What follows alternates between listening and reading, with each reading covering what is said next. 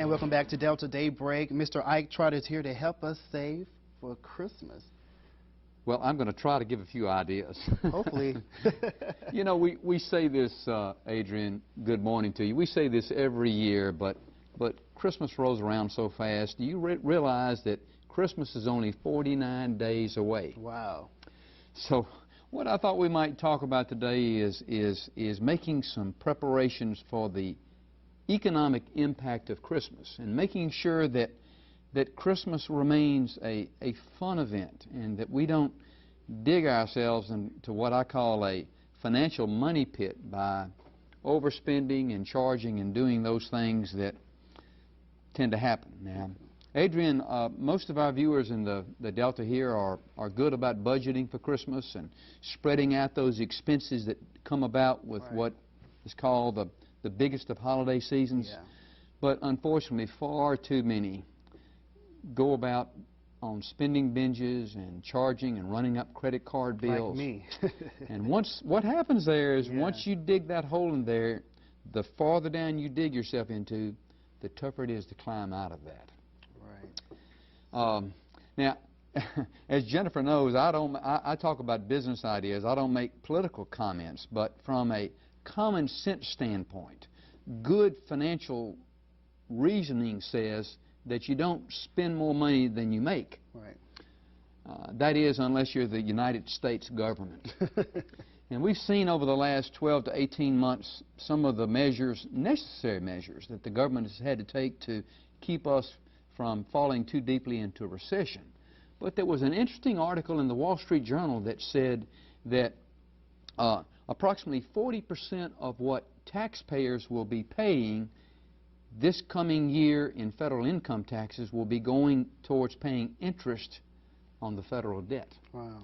Now, what that means is you and I and our viewers out there are not afforded the same type of unlimited line of credit as Washington, D.C. has. Right. And because of that, we've got to make sure that our bills are paid on time, our car payments are made, our house notes are made. Because if we don't do that, somebody's going to be coming around and looking for that money and getting it one way or another, aren't they? Right. So what I'm here today to talk about is just good practical ideas, good common sense ideas on making sure that we stay within reason with Christmas. All right. And that's what it is. Okay. I want to clarify a point here that using credit within reason is a part of the financial backbone to what drives our economy here. But good credit also means that when we pay for those occasional expenses that we're not able to pay for in full, that we pay for them we pay them back in a timely manner. Right. And that's where credit cards get into a problem, is paying them back in a timely manner. Right. So like a lot of people have those issues, you know, during the holiday season, they may skip a car note or a house note just to supply gifts. You know, that's a no-no. There you go. You start digging yourself there in the hole. You know, Santa Claus is great for the economy and certainly for our retailers and local merchants. But Santa can be a real crimp when the reason for the season causes us to spend far more than what we budgeted. I like to talk about what's called a dominoing effect of Christmas bills, and follow me here just for a second, if you will. We all know that Christmas comes on December the 25th, and most of us, Adrian, don't we? We pay for Christmas in October and primarily in November and December. So what that means is for those bills that we're not able to pay with cash, those credit card bills are rolling around certainly by December 26th, or they're certainly at our homes by January. But if we don't get them all paid off, what happens? Well, just think about this. Valentine comes in February, and we want to make sure that we give our loved ones and our sweethearts gifts and take them out to dinner. Then quickly after that becomes spring break, and kids go on field trips, families like to do things, and who wants to sit around home during spring break when everybody else is out traveling and having a good time? And then we hop into the month of April, and what does April bring? Easter. And then we've got Easter gifts to buy and stuff. And then soon after that becomes Mother's Day in May. Right. So Lord help us if we have a birthday or if the air conditioner system goes out. So Christmas, unfortunately, can have a dominoing effect on our financial budget. And during the next half hour, I thought I brought my little famous stack-up boxes that Jennifer is familiar with. Okay. And I thought I might maybe provide a few simple ideas towards helping with that. All right. So what we really need to focus on is paying those bills and just prioritizing, basically. Prioritizing by making sure that we have a budget.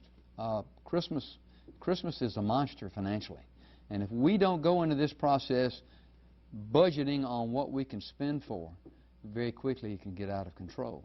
And like I said, with the dominoing effect, you know, if you don't watch out, you're going to be paying for Christmas by June or July because of these effects that I talked about at the first of the year. It'll be the right time to start paying again for Christmas. Oh, it's tough. I mean, you're behind the proverbial 8 ball very quickly at the start of the new year. And who wants to do that when everybody's focused on making plans and New Year's resolutions and things like that? Adrian, it can really be a tough situation, and it's not a perfect situation, but we need to work at it. Be aware of that. All right, thanks, Mr. Trotter. Great. We have Ike Trotter here helping us. Well, hopefully he can give us some advice to help us save for Christmas. We're going to try. And, you know, I talked in the last segment about the dominoing effect of Christmas debts. Right. We talked about the fact that if you charge a lot of things during Christmas time and you think you're going to get them paid off by the first of the year, what happens? Valentine's, spring break, birthdays that come along. Things just keep adding up. There's just never a free time. And there's another thing about credit card debt too, Adrian, that's interesting. It does not discriminate. It is just as bad for the people that make a lot of money as those that don't make as much. Right. But the effect of it is that it just keeps on coming. And one of the things that we're reading more and more about with credit card debts is that there may be some credit card companies now that will assess additional fees even if you don't have a balance, because they have these new fees that are coming on. And those are a headache. Oh, they're terrible. So, but I'm not here to go into all the intricacies of credit cards and situations.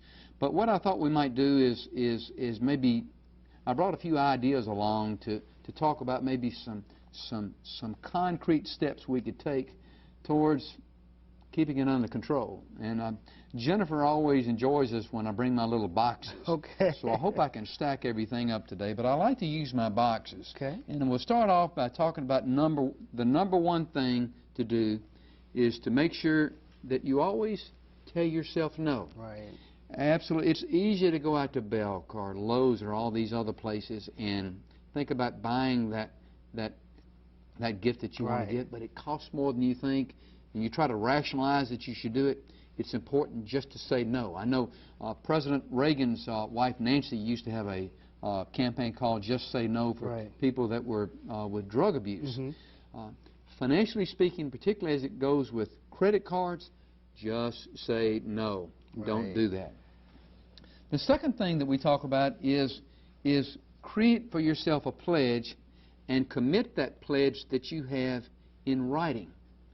You know, it's the strangest thing, Adrian. If you write something down, that has a stronger effect on your willpower. Right. Have you found it that way before when you've written things down? I actually have, yeah. It's a commitment to yourself, you know. You have it in writing, so you abide by it. Yes, and we do that normally for our New Year's resolutions, which is coming up in a few days. And so committing it to putting it in writing and committing yourself in blood to do that, I think is very helpful. The third thing is to start a Christmas fund. You know, I called a friend of mine, they're staying okay here, but I called a friend of mine the other day that works at a bank here, and I said, do y'all still have a Christmas club? And she said, yes, we do. And a Christmas club is where someone can start in January and you can authorize the bank to take out so much per week, so much every 2 weeks, so much per month, and you're able to accrue and build up savings towards Christmas. Right. So that way you don't have to spend with debits or credit cards. You have that money already saved, put aside for Christmas. That's right. And you know the real thing about that, Adrian, it's not so much the interest rate that they're crediting on it. It's the fact that you're doing that you're putting money away. And Kathy actually told me that they started dispersing Christmas club checks last week. Wow. So that's a nice thing to get in the mail. Yeah, it is.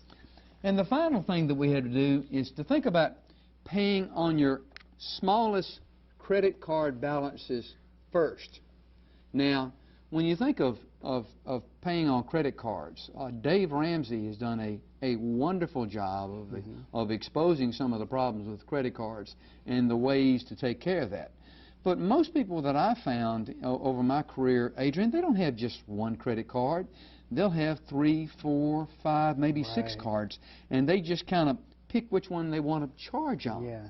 Well, my thinking is, with respect to Dave Ramsey, is that however small that smallest credit card debt is, pay that one first, and then go to the next, and then go to the next, because it has a psychological effect on the fact that you're getting these bills knocked off one at a time.